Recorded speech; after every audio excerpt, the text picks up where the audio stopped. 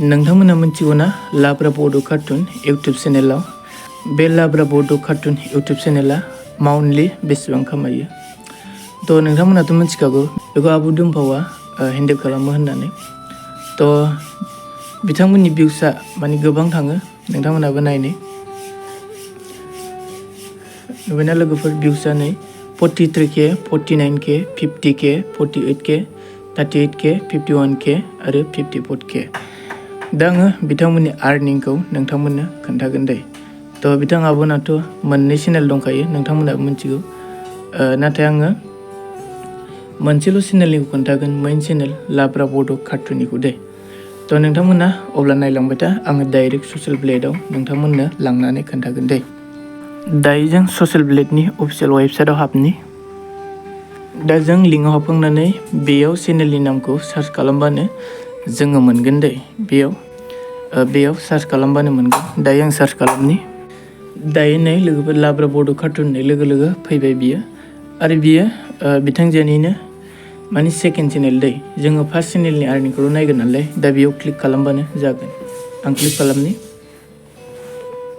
जों बिथांजोनि अफिसियेल प्रफाइलाव फैबाय तो बिथांनि एसपि रेंकखौ नोंथांमोना नायनो हागोन आरो साबस्क्राइबार रेंक दै बियो इन्डियानि साबस्क्राइबार रेंक माने 2050आव बिथाङा रेंक जानानै दं आरो बियो भिउस रेंक आरो बियो इन रेंक बेखौथ' मिथिला जाय हक लोगोफोरजों स्क्रल डाउन खालामनानै बिथांनि आर्निंखौल' नायगोन नालाय दा नै लोगोफोर बिथाङा 30 डेजआव 2k साबस्क्राइबार माने कालेक्ट खालामनो हादों दे आरो भिउसआ टटेल 30 डेजआव 914 बिथांजोआ माने कालेक्ट खालामनो हादों दा बिथांनि आर्निंखौ नायदो नै लोगोफोर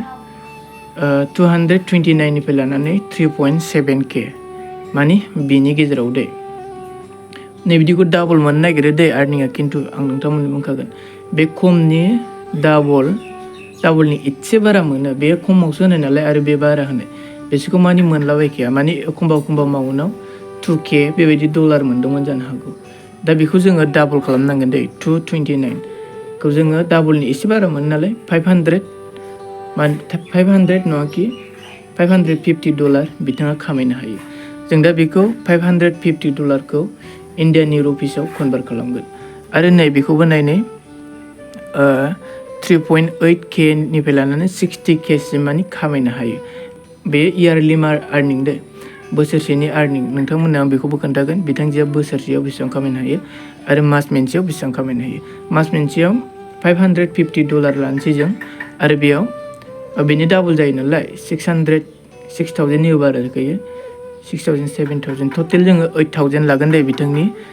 इयारलि आर्निंखौ माने बिनि डाबल जायो नालाय मोनसे बेनाबो डाबलनि एसे बारा जायो नालाय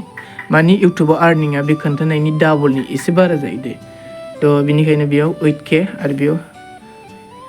मास मोनसेनि नैबे मासनि आर्निंआ 550 डलार आरो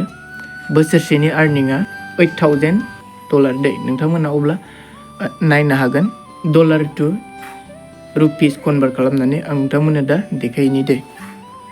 दायो जोङो डलार टु इनार सार्च खालामबानो जाबाय दा आमेरिकानि $1 जोंनि रुपिसाव बेसेबां जादोंनो इन्डियान मानियाव 85.19 जानानै दं दे तो 550निया बेसेबां जागोन नोंथांमोना अब्लानो नुनो मोनगोन आं भिडिअखौ स्टप खालामला मास मोनसेनि आर्निंआ 550 मोनना लोगोफोर अब्लानो इन्डियान रुपिसाव बेसेबां जागोन 46,855 बिथाङा माने खामायो दे आं जुम खालामनि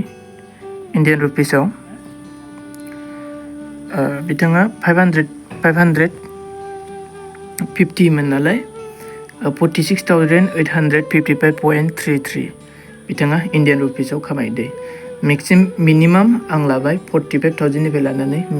बिथाङा खामायो जानो हागौ दे मास मोनसेयाव दानिया जोङो बोसोरसेनिखौ दिहुननांगौ ना बोसोरसेनिखौ 8,000 मोन नोंथांमोना नायदो दे जोङो बेयाव 8,000 बुनानै होबानो मोनगोन 8,000आव बेसेबां जागोन 8,000 जाबायना नै लोगोफोर बिथाङा इयारलि 6,81,532.02 जायो दे माने हमनानै ला 7 लाखखौनो बिथाङा इयारलि खामायो दे फ्रम इउटुबनिफ्राय माने भिडिअनिफ्रायल' दे बियो रेभिनिउ जानायल' बिथाङा गोबां एड लायो गोबां एडभार्टाइज लायो मालाबा गेमनि लायो आइ होप बिथाङा बोसोरसेयाव 10 lakhs बेबायदि खामाय जानो हागौ दे लाब्रा बड' कार्टुन इउटुब चेनेला थ' नोंथांमोनहाबो इउटुबाव फैनानै बेबायदिनो इउटुबनिफ्राय लाख थाखा खामायनो हागोन थ' जाय हक दिनैनि भिडिअआ बेखिनियानोमोन आरो नेक्स्टआव मा भिडिअ लाबोयो नोंथांमोना खोन्थाहरबानो जाबाय सोरनि अबे बर' एलबामनि आर्निं अबे इउटुब चेनेलनि आर्निं नोंथांमोना जुदि कमेन्टआव खोन्थाहरोबानो आं भिडिअखौ खालामगोन दे अब्ला दिनैनि भिडिअआ बेखिनियानो बयनिसिमबो गोजोन्थों